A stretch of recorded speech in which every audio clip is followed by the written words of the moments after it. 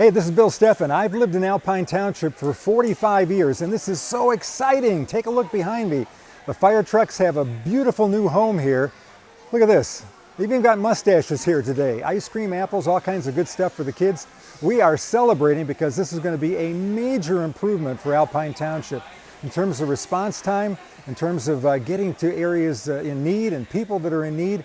We're so excited to be here during the day today.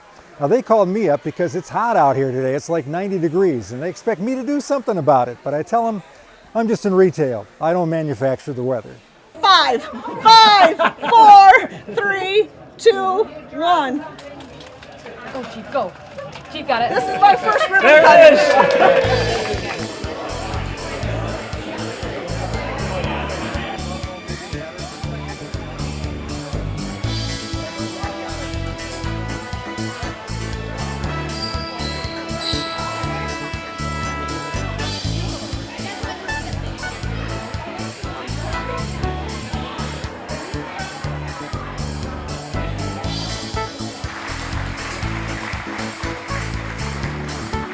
It's a beautiful building. It's a great opportunity for the community to get a service that has really been needed for a while now, 24 hours.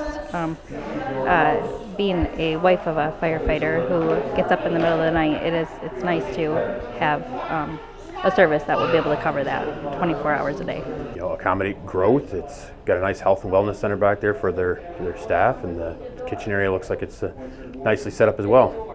Alpine's got a lot more commercial growth, I think, than what we've got going. Our townships have a lot of residential growth going on at Lowell Township, but I think that, like I said, for here, compared to the old building, this is definitely a lot more accommodating for that growth.